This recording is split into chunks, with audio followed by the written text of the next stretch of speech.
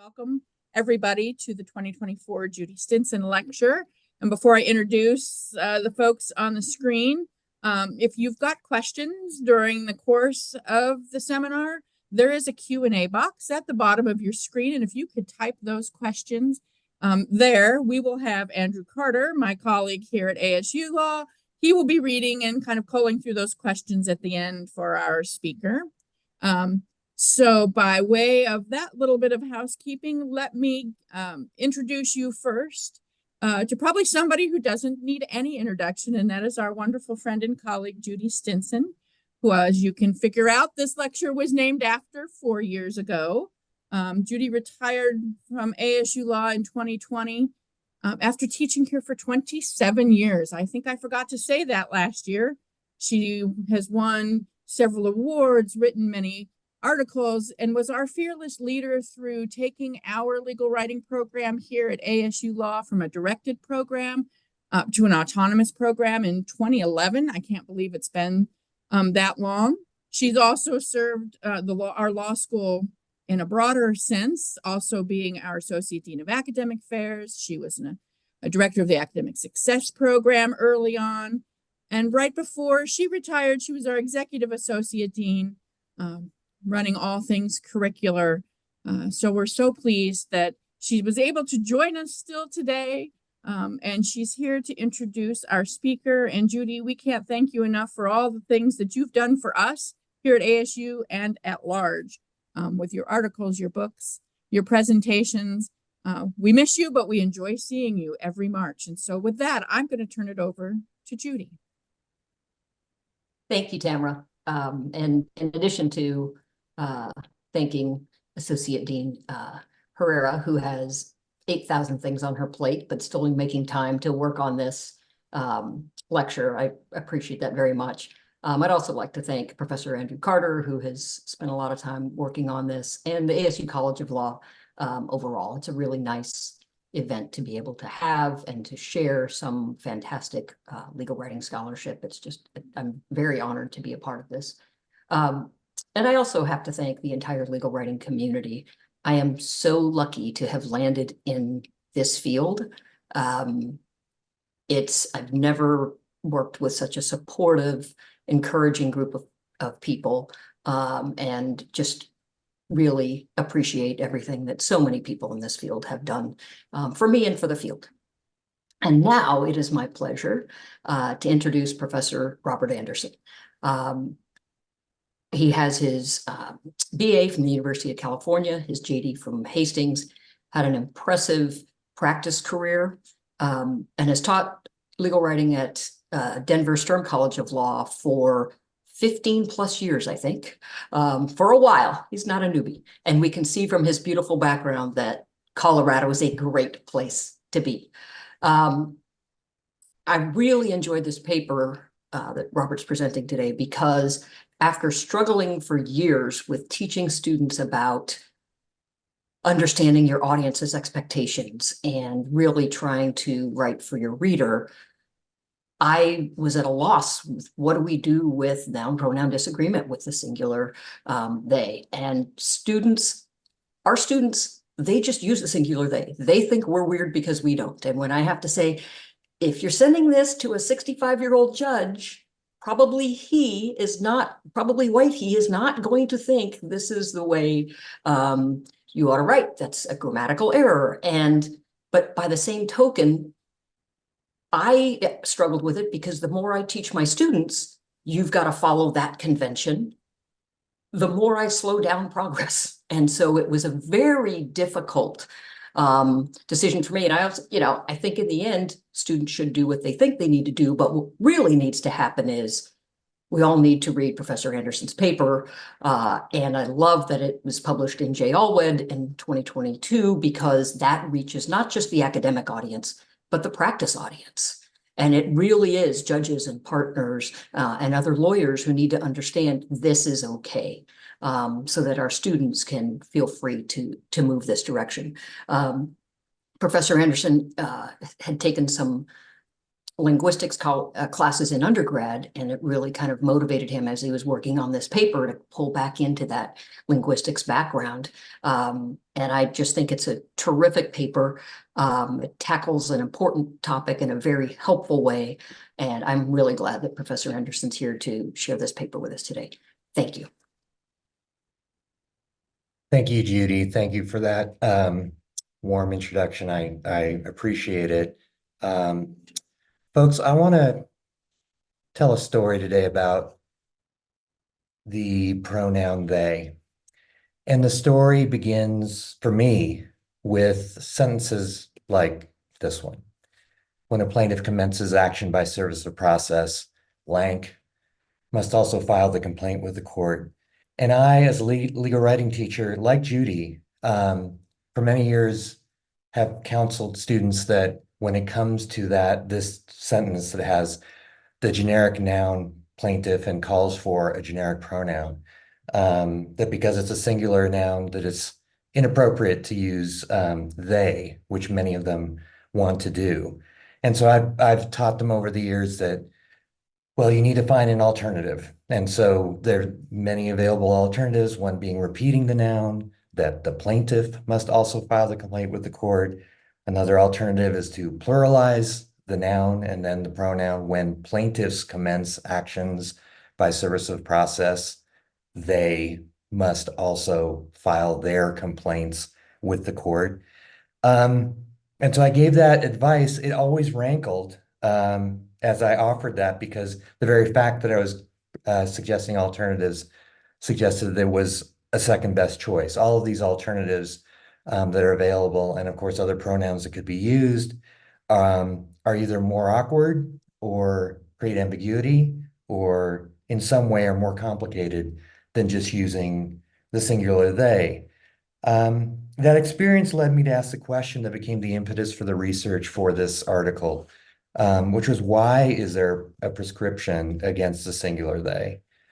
Trying to answer that question led me quickly to this man. David Foster Wallace is most famous as the author of the comic novel Infinite Jest. He also, it turns out, was very interested during his life, you might say obsessed, with questions of English language usage and grammar. Take this conversation, for example. What's wrong with genteelisms, like prior to and subsequent to? Well, I have trouble parsing your question. Genteelism seems to me to be an overly charitable way to characterize them. They are, to me, they're like puff words. They're like using utilize instead of use, which at 99 cases out of 100 is just stupid. Or individual for person. More syllables is just puffed up. Why say prior to rather than before? Everybody knows what before means. It's fewer words. And I think technically, given the Latin roots, it should be posterior to if you're going to use prior to. So if you're saying prior to and subsequent to, you were in fact, in a very high level way, messing up grammatically. But would you ever want to say posterior to? No. So you don't say prior to. But you'll notice this is the downside of starting to pay attention. You start noticing, all the people who say at this time rather than now. Why did they just take up 1/3 of a second of my lifetime making me parse at this time rather than just saying now to me? And you start being bugged.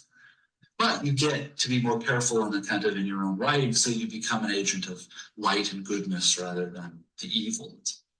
Okay, so David Foster Wallace quite obviously was a grammar nerd, and he was a self-described grammar nerd. I use that term with affection. And in fact, as I started to do the research into this area, it struck me how often, particularly when I was reading legal writing articles having to do with this topic, how often the authors would essentially come out as, I'm a grammar nerd, I'm a grammar curmudgeon. And so David Foster Wallace was also someone who cared deeply about usage and grammar and getting usage right. And he surrounded himself with people and frequented the company of people who shared those same concerns. Actually, the other voice that you hear in that video is the voice of Brian Garner, who is the author of the Red Book, the Legal Writing Style Guide, and who also wrote a number of usage guides.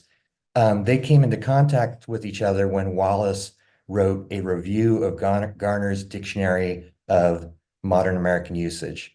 That article, Authority in American Usage, was a bit of a jumping off point for me. And it's where I learned for the first time from David Foster Wallace the idea that when it comes to usage and grammar, when it comes to concerns about how to approach the rules of grammar, that there's basically two camps, one that can be called prescriptivists and descriptivists. And when I heard these two terms, it helped me to understand something that I was initially struggling with or confused by, which was that as I started to investigate the singular they, I found that a split between grammar guides and style guides that typically prescribed the singular they and said that it was inappropriate. But at the same time that dictionaries, including the leading dictionaries, like the Oxford English Dictionary, Webster's Third, include the singular they as one of the definitions of they. And that indicates kind of the split here between prescriptivists on the one hand, who are essentially rule makers, who see usage and grammar as an area where we need to make rules, and that grammarians make rules that govern usage, and descriptivists who take the view that all grammar and usage really arises entirely from the usage, from common usage. As one dictionary described it, quote, "Language changes constantly. Since language changes this much, no one can say how a word ought to be used. The best that anyone can do is to say how it is being used." Now, descriptivists acknowledge that English relies on the existence of grammar rules, norms, and would be incomprehensible without them. Descriptivists also recognize that the norms may distinguish educated speakers from non-educated speakers, but descriptivists say that these norms arise from the consensus of English speakers rather than from the rules that come from the top down from grammarians. For their part, prescriptivists agree that whatever rules grammarians may prescribe, those rules are either validated or invalidated by the actual use of speakers and writers over time. And maybe to give you an example, and also to perhaps, if you want to ask yourself, am I a prescriptivist or a descriptivist? Maybe a lot of it may come down to how you react to this word, the word literally. And so there's the usage of literally that we're all familiar with, that it is in green there. I was so cold, I could literally see my breath. I saw the vapor emerging from my mouth. But as we all know, people in the modern age quite often use literally to essentially mean the opposite of figuratively. Like in the bottom example, I was so busy, I was literally running in circles. So someone says that actually meaning I wasn't running in circles, but figuratively I was. And there's this illustrates kind of the tension that goes on between the rule makers, the prescriptivists, who would say, that's wrong, you can't use that word that way. And then the descriptivists who would say, well, whether it has been wrong in the past or not, now we have a new meaning to this word because common usage has made it so. And so what I'm trying to illustrate here is just this sort of a first principle, that there's a tension within grammar and usage between the rulemaking that goes on and the usage, the common usage that can overtake those rules over time. By the way, if you're particularly troubled by this use of literally, it reminds me that this new usage between literally and figuratively illustrates what we know to be examples of contronyms, where words both mean one thing and also the same word means the exact opposite or a near opposite, as with the word, for instance, cleave, which can both mean to hold close to, and also it means to separate. So we certainly have examples already in the language of words that have the same word having opposite meanings. Okay, with all this said, prescriptivists recognize that one generally can't legislate the usage of any particular usage, just as one cannot just announce your invention of a new word and make everyone use it. That's not something that you can just make happen from the top down. At the same time, while you can't impose a usage from above, new words and usages enter the language all the time. So we're very aware of all sorts of neologisms, words that enter our language for the first time. Just a few examples that have emerged in our century are words like romance, staycation, upcycle, and new definitions of words like mood, hater, vibe. The word at has changed from a preposition to a verb that I added that person in the form of a hashtag. And then there are others, I mean, I could go on forever. Cosplay, spidey sense, adultification, new words that have all arisen and now become part of our everyday usage. All of this illustrates what the dictionary was talking about, that language evolves. It evolves and we can't stop it evolving. New usages kind of arise from below. And it's not, in the end, it's what occurs and what has occurred over time is that our rules have to adjust to account for those new usages. We can't stop those usages from happening.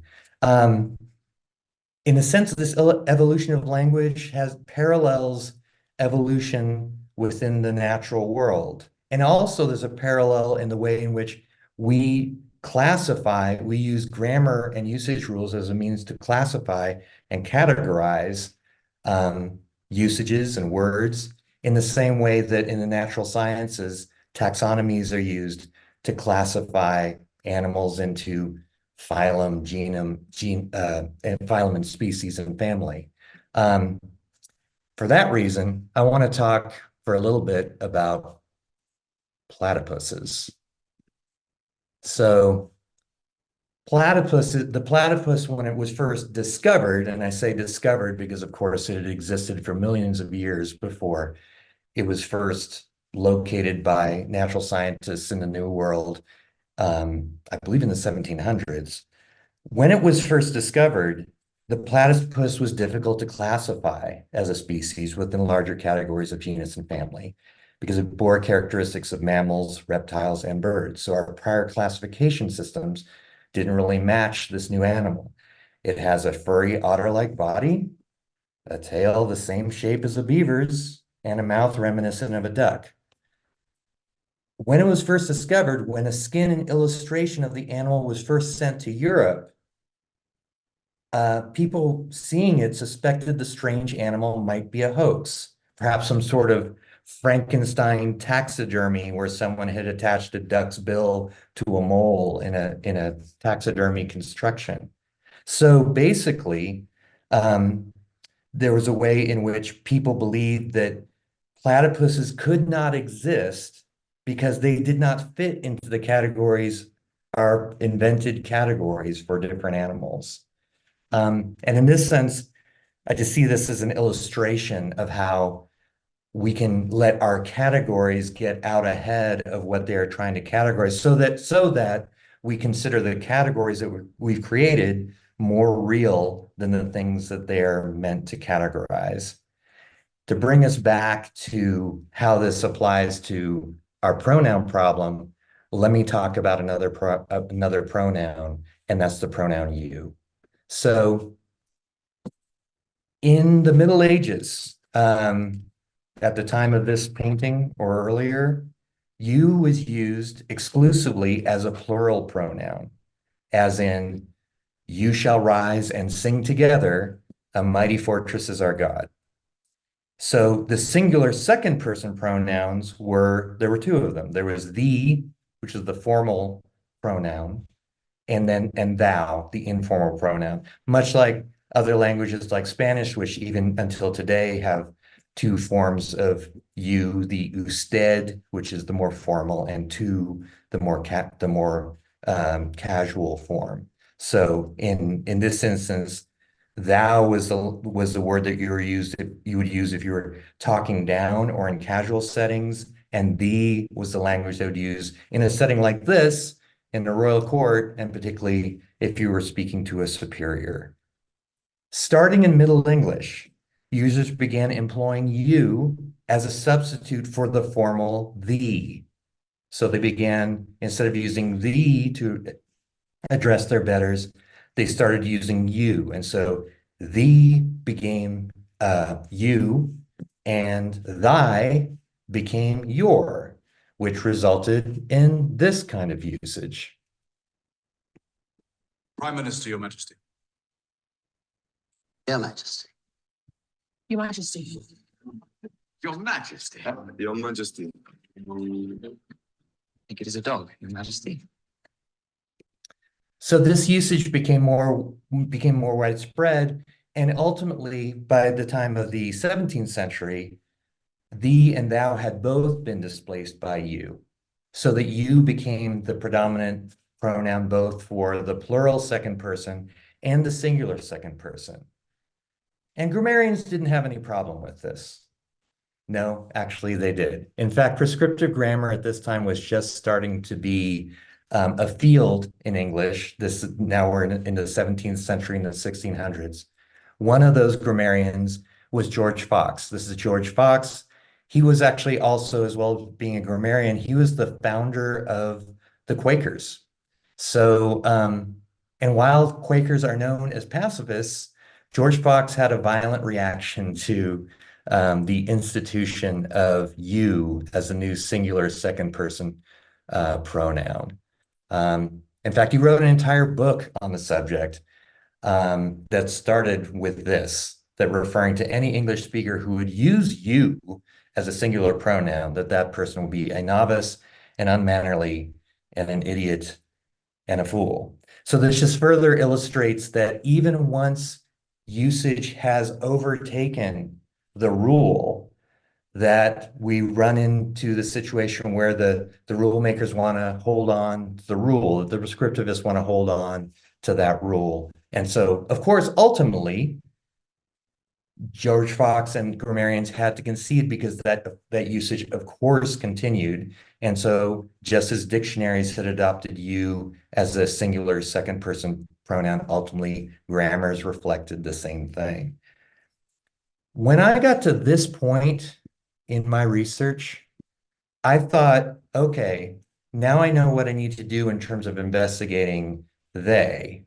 What I need to do is to determine how long, when did folks start using they and sort of substituting it for other pronouns, that there were previous pronouns that had been used, and now there's this recent transition to they. How long has that been happening? And so when can we expect that there might be a full transition to the singular they? What I learned at that point was that the history of they is different from the history of you. Unlike you, where there was a previous set of pronouns thee and thou that had been used prior, and there were the predominant pronouns, and then there's this transition to you. When it comes to they, the singular they has been used for as long as English has been around. And I learned that for the first time when I started reading the work of a linguist named Anne Bodine. Anne Bodine wrote a seminal, groundbreaking article in 1975 called Androcentrism in Prescriptive Grammar. Androcentrism meaning male-centeredness. And she started that article with this line, that this paper demonstrates that prior to the beginning of the prescriptive grammar movement in English, singular they was both accepted and widespread. And she had a lot of evidence for that. I'm just going to show a couple of examples now, but this starts, these initial examples, as you can see, come from the 14th century. So even went before the transition of Middle English to modern English, they was being used, had been used as a singular pronoun. So in some sense, because we don't have exemplars of English or many exemplars of English prior to this time, it's quite possible that the singular they goes back all the way to the dawn of Middle English. And likewise, since we don't have examples of spoken speech from that time, we're relying on written English. We just have the record that we have of written English that suggests that the use of the singular they was widespread. So then the question becomes, if the singular they was used and has been used, and I should say it began being used as far back as we can see, and has been used continuously since then. There's no end. The written examples of singular they are legion. There are many of them that I've attached in my article, but they've been used throughout. So then the question arises, well, if they were used from the beginning, then when did they start to be prescribed? And that's also where Anne Bodine and her work, she identified it with the prescriptive grammar movement. It was starting right about the end of the 1700s that the use of the singular they began to be prescribed. Why was it prescribed? Well, that's largely a result not of an effort to a desire to prescribe the singular they per se, but it came part and parcel with the institution of the singular pronoun he as the preferred, if not required, generic pronoun. Again, prescriptive grammar began about this time that I showed you George Fox a little earlier. So it was about in the 17th and 18th century that prescriptive grammar within English truly began. And it was about that time, the 1600s into the 1700s, that he began to be promoted by prescriptivists, by grammarians, as the one single and only exclusive singular generic third person pronoun. And it was justified from its beginning on this basis, that the masculine gender was more worthy. I mean, I don't know how to put this, except that it was unabashed sexism. That it was, I want to say that it was that they were, saying the quiet part out loud, but for the time, it was really saying the loud part out loud. That at that time, the masculine was thought to be the dominant gender, and therefore it makes sense that we'll have he be the generic pronoun. And these examples I'm giving you of grammars of the time reflect a more general consensus among grammarians that he had to be used. It was the exclusive singular third person generic pronoun, which meant that then subsequently after the institution of he, then came the prescription against the they. Now I should say that there is a more benign explanation for this transition than just simply unabashed sexism. And it comes also from the fact that prescriptive grammar of English began as sort of a transposition of Latin grammar. So as grammarians came in and tried to create rules for English grammar, they looked to Latin as a source. The distinction there, though, is that Latin is a grammatical gender language. In other words, a language where gender is assigned to all kinds of nouns. Again, in Latin, for instance, to give you an example, trees are female and rivers are male. Similar again to Spanish, where you have a grammatical gender system where nouns are assigned certain genders. If I use the sentence conduje el auto a la casa in Spanish, meaning I drive the car to the house, el auto is masculine, the car is masculine, la casa, the house, is feminine. And this is just, everything has a gender assigned to it. By contrast, English is a natural gender language in which we don't assign genders to, we only assign genders to mostly animals and people that have gender in nature. I should say, of course, we also assign gender to ships and to storms. So just to illustrate one way in which English is riddled with exceptions, we have that exceptional along with all the others. But then the point being that it was a patchwork system of trying to graft Latin rules onto English that could be used to explain why we had this rule of he that emerged. You know, there's a similar thing that occurred with respect to the rule that we may all be aware of about the prescription against ending sentences with prepositions, which John McWhorter wrote about recently in the New York Times. He noted that very recently the Merriam-Webster dictionary came out with an advisory indicating that it was no longer required to follow that rule. He said, saying that it's okay to end a sentence in a preposition is like announcing that it is now permissible for cats to meow. Because of course, people have violated that rule for time immemorial, and there's a similar reason why we had the rule in the first place, which was that in Latin, sentences do not end in prepositions. And so again, that rule was just grafted onto English.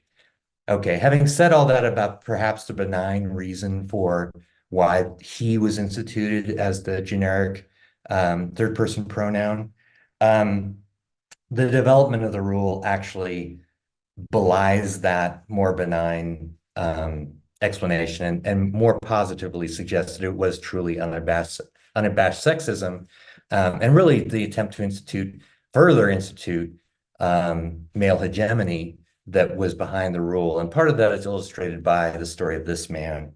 Lord Henry Peter Brougham was a baron in England in the 18th century. He was also Lord Chancellor for a time. He actually, during his tenure as Lord Chancellor, he aided the passage of the Slavery Abolition Act of 1833 in the United Kingdom. He was well known for that. He was also well known for his oratory. He set a record that still stands when he gave a speech in the House of Commons that lasted for 6 hours. In that context, it's a bit ironic that he's also known for a law that he introduced and that came to bear his name, but was first introduced as an act for shortening the language used in acts of parliament. Indeed, this law in many ways set the stage for precepts of modern legal writing, favoring the use of plain language and counseling conciseness generally.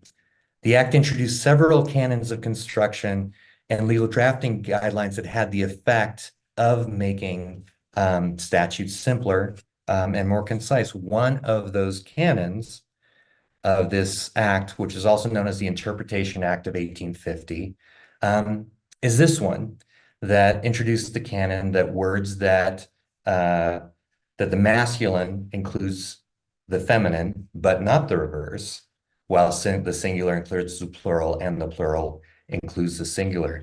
For our purposes today in trying to understand the purpose behind the institution of the generic he, the Interpretation Act here indicates how not only was there an effort to just generally inculcate he as the one correct singular generic pronoun, but now is actually legislated. And by the way, the United States adopted this canon through the enactment of the Dictionary Act in 1871. So these statutes legislated the use of he as a generic pronoun. And in practice, the way that it was used introduced both reified male hegemony, but also introduced ambiguity, because it was never quite clear whether, as the act indicates, that you adopt this construction unless it's otherwise expressly provided. The way that this canon was interpreted through the years oftentimes resulted in what one observer described as that the canon is always used to confer, to incur a penalty, so that when there's a penalty being incurred, then the canon is conferred, whereas if there's a privilege to be conferred, then the canon isn't necessarily applied. For example, in one New Jersey case, a court rejected application of the canon when it held that a statute describing jury qualifications which used the masculine pronoun he, limited jury service to males only, so that it did not extend jury service to females. The male did not include the female in that instance. Likewise, the Interpretation Act itself, or rather conversely, the Interpretation Act itself came under fire, and actually the year after it was enacted, there was an effort to repeal it based on the concern that it could be applied to extend the vote to women. Ultimately, that effort was turned back on the basis of the argument that essentially it was absurd to think that suffrage would ever be extended, and so that it was inconceivable that it would be applied in that way. And of course, suffrage ultimately, this was in 1850, universal suffrage ultimately did not occur until in the UK until about the time that it did in the United States, first in 1918, and then was extended in 1928.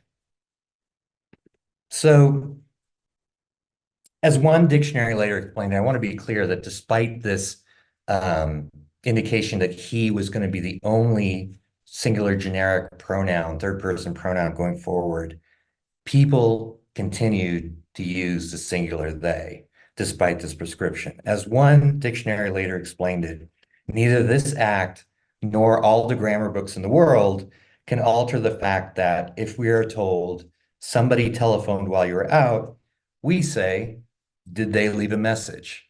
By the way, when I use that example with my students, they say, what are you talking about? People taking messages for other people. So maybe a sentence we'll never use again, but in any case, you see the point.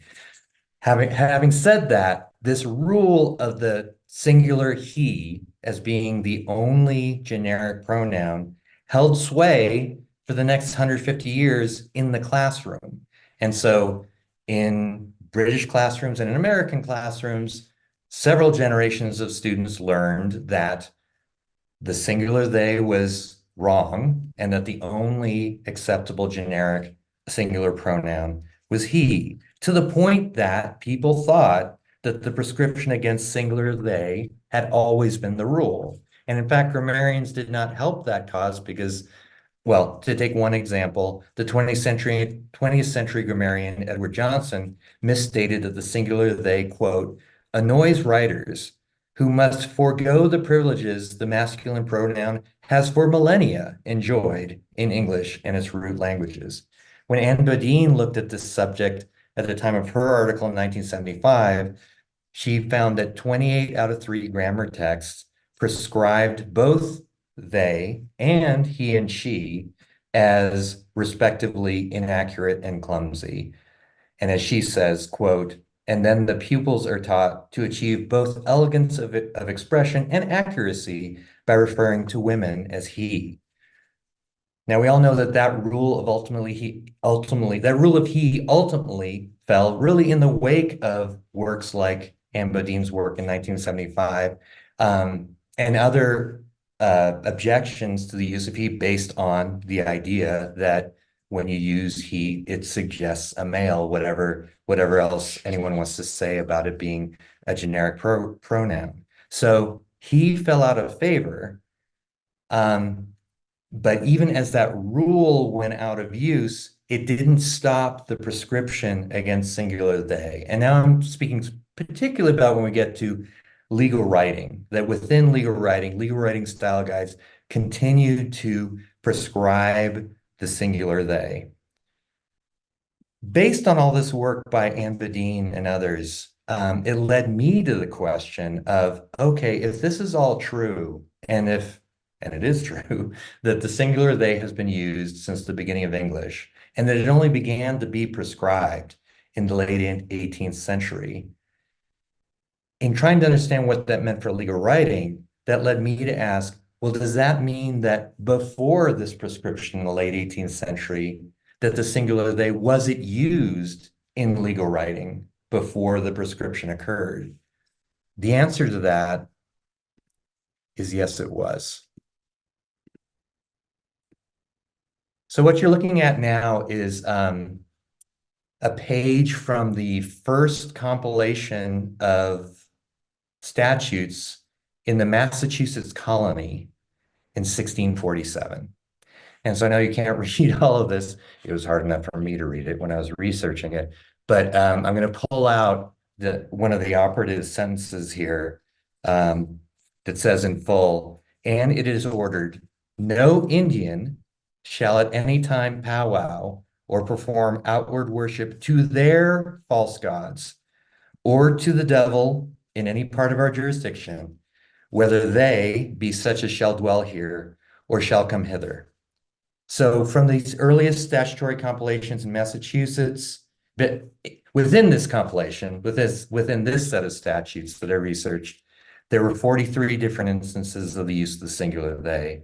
The research that I did along with my research assistant, Hayden DePorter, revealed similar usages of the singular they in other colonial statutes, statute books within New York, New Jersey, Maryland, and Pennsylvania. We were not trying to do an exhaustive search of all colonial statutes. We basically stopped at the point where we had seen hundreds of examples of these. We also saw examples of the use of singular they in official correspondence of the time, in treaties, and in articles of incorporation, which is just to say that it's clear that the use of the singular they was widespread within American legal writing in the American colonial period.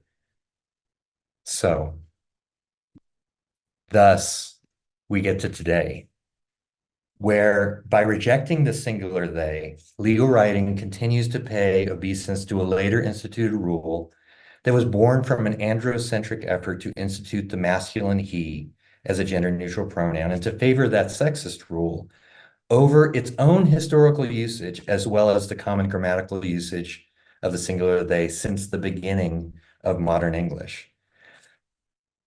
But nevertheless, here we are. I mean, as I noted at the outset, prescriptivists are rule makers. Lawyers are also rule makers, and thus legal writers tend to be prescriptivists. In other words, not to put too fine a point on it, but we tend to follow rules because they are rules. Full stop. I mean, as one legal writing style guide recently put it, acknowledging this whole history that I've just described, quote, despite its centuries-old prestigious pedigree going back to Middle English, the singular they has been considered ungrammatical since the 18th century, and opposition to it is still strong.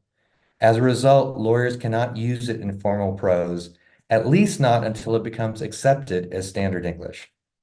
Now, I would suggest it has been accepted as standard English, but still in the face of that rules are rules justification, I want to offer one further response, and that is to push back on the idea, as the quote suggests, that the use of the singular they is somehow insufficiently formal.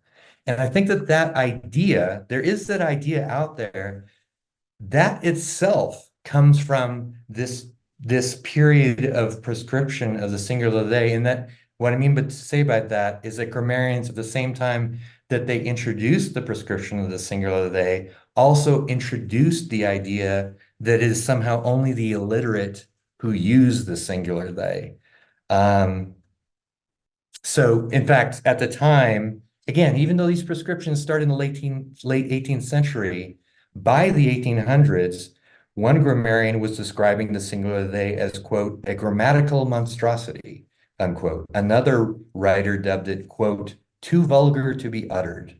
The 20th century, whoops, let me jump back into this, but the 20th century grammarian H.W. Fowler is the author of A Dictionary of Modern English Usage. A Dictionary of Modern English Usage, David Foster Wallace described it as the granddaddy of modern usage guides. In the early 20th century, H.W. Fowler was the authority, particularly in England, with respect to English usage. In fact, he was such an authority and his work was so well known that during the Battle of Britain in 1940, Winston Churchill, this is a picture, you see Winston Churchill in the middle. To our left of him is then Queen Elizabeth, and to the left of her is future Queen Elizabeth.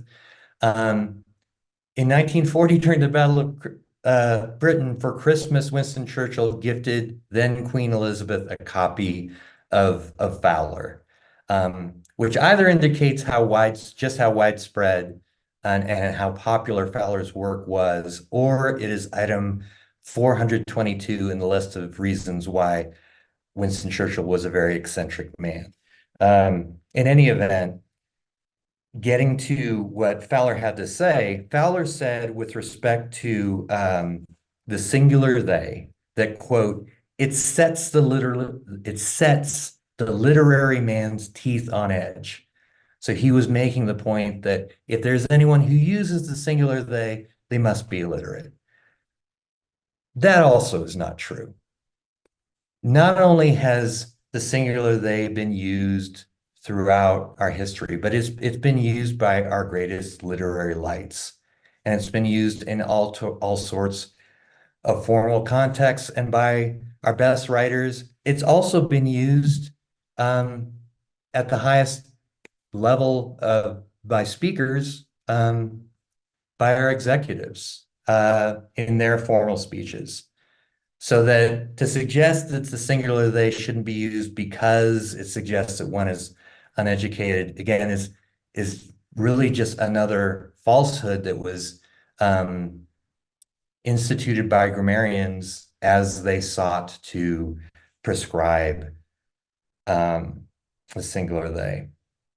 So, as I said, here we are. So what do you do, legal writers, if you want to use the singular they, but you're afraid that your audience will find it ungrammatical? As Judy suggested in the beginning, it's a bit of a naughty question, because we do have practitioners who believe that it's ungrammatical, full stop. And so it's only as hopefully we continue to advance the idea that the singular they is acceptable, that it will truly come into acceptance.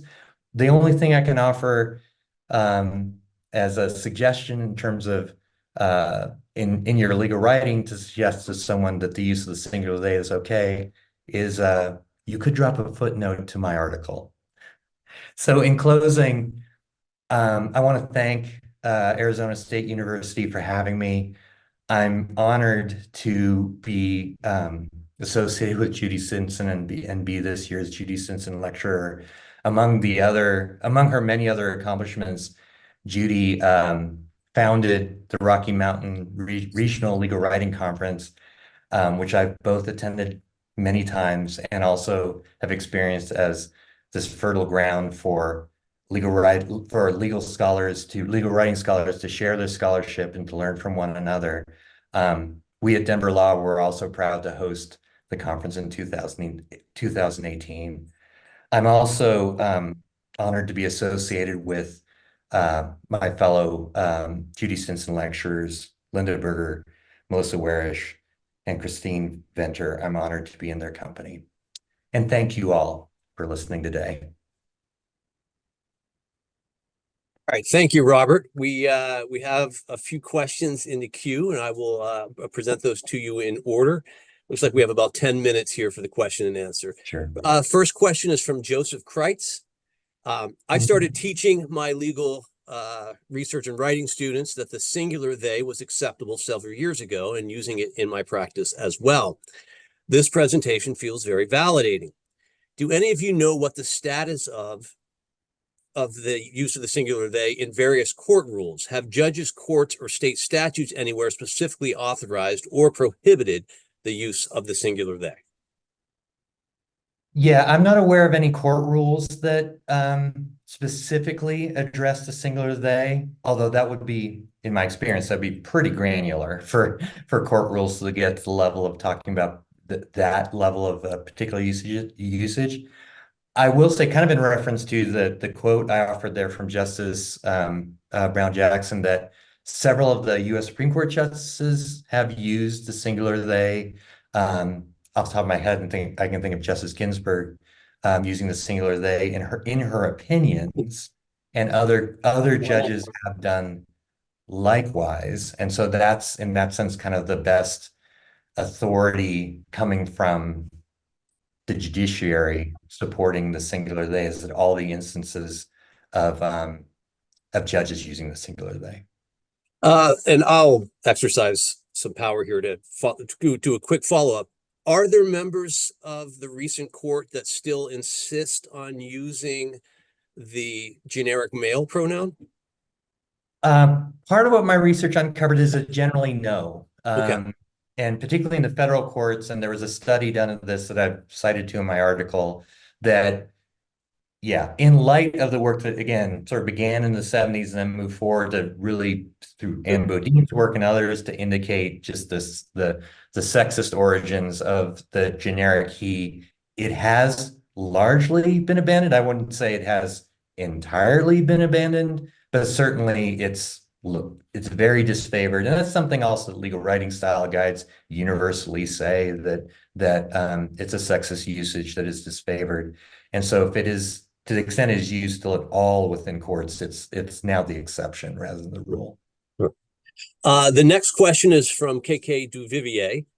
Great work, Robert. Can you address briefly the new convention of using they for a singular person who has mixed gender identities? Right. Thanks, sir. Thanks, KK. Thanks for asking the question. Right. Of course, this research in this article wasn't directed at the use of the singular they as a personal pronoun, but of course, there's a direct connection between singular they as used in connection with the generic pronoun like plaintiff, as opposed to next to the use of singular they as a personal pronoun, as in, as I say in my article, the sentence, Hayden realized a lifelong ambition when they graduated from law school.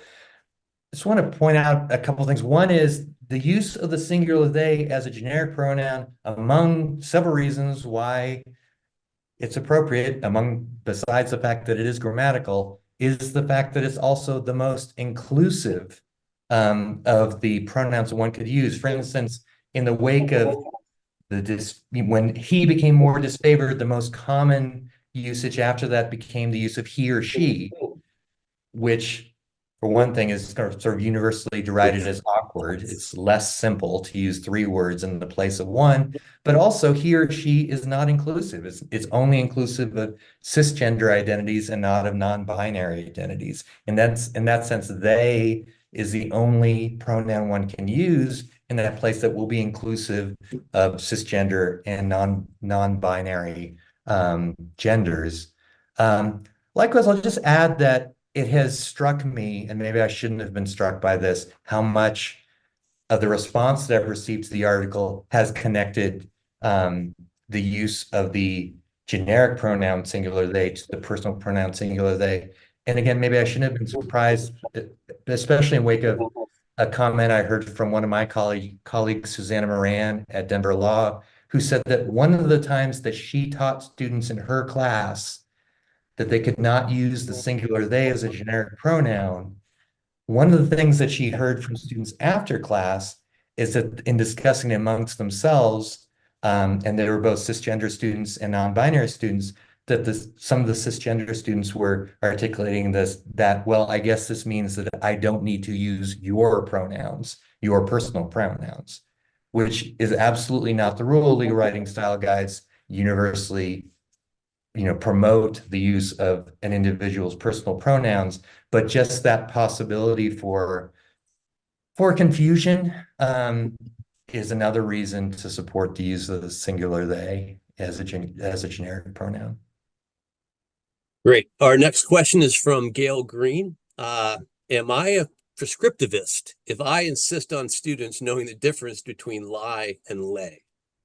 Okay, I'm not going to get in the weeds with you right now, Lynn. I will say one thing I wanted to point out is all that talk about prescriptivists and rulemaking and sort of, there's a distinction to be drawn between sort of the rules that we all must follow and then also just what are preferred usages and what are better usages one over the other. And so I don't want to give the indication that it's somehow, I was saying earlier that we're, as a species, we tend to create categories. Well, I've created this, or I haven't created it, but I was relying on these categories of prescriptivist and descriptivist. And of course, there's a lot of overlap between those two. And you can be someone, of course, who cares about getting the usage right.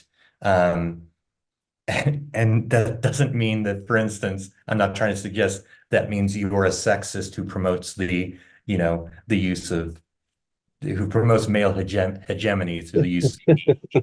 I'm not trying to say that. Very well. Next question is from Julia Twyford. Thank you for presenting today. You talked about how the use of he to apply to both men and women caused confusion. Have you noticed instances in which using singular they causes confusion in the law? Right. Right. Also, thank you for the question, because this gets at something didn't really have time to address here, but there's a section of the article where we talk about the potential for ambiguity with the use of they. And with very, very limited exceptions where ambiguities arise from the use of pronouns, it doesn't really arise so much from the use of the pronoun itself, whether it's they or something else, but more the context, and particularly where you have multiple antecedents within a sentence. Let me give a quick example. If I use the sentence, Paul was speaking to Robert on the phone when his cell phone signal dropped out. The use of the pronoun, it's not clear whether it refers to Paul or Robert. You're going to have that problem with any pronoun. So you can have in that sentence, or here's another sentence one could say, when a seller and buyer complete a real estate transaction, they are responsible for recording the deed. Again, the problem there isn't the use of the pronoun they, it's that if you use the pronoun he or she, or you use the pronoun he, whatever you use there is going to create ambiguity because it's not clear whether you're referring to the buyer or the seller. You have to repeat the noun there.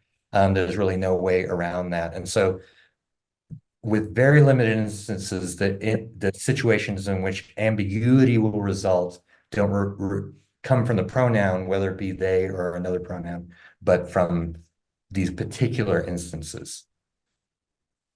All right, we have one final question, and this is from Christy Arth. What about the use of they instead of it for a corporate entity like a court or Walmart? My students do that a lot. They do. Wow. That's actually kind of a new one for me, because in researching this, I was looking a bit at it versus they, but the research I did and what I saw both in the historical research and also in what I saw in researching legal writing style guides and practices is that, yeah, there was this distinction between it and that they was being used to refer to people and it was used to refer to corporations, although so I guess partly I'm just saying that's a new one for me. The one thing that occurs to me is that when I said earlier that they is the most inclusive pronoun, that in some sense, like if we go all the way back to the sentence I started with, when a plaintiff commences an action by service of process, they must also file the complaint.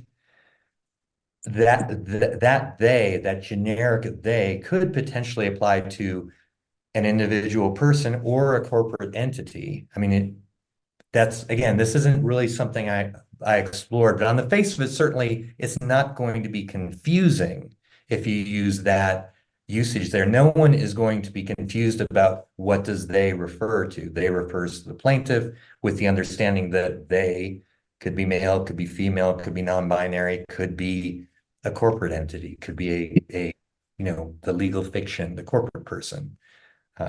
So that's about all I can tell you on that one. The timing is remarkable. We are at exactly Yes.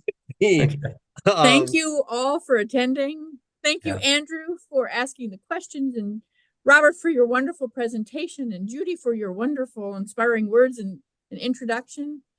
We have recorded this webinar and it will be up on the Judy Stinson Lecture page as soon as I can get it there. So please let your friends and other colleagues know. And with that, we'll turn your afternoon back over to you. Thank you all so much. Thank you.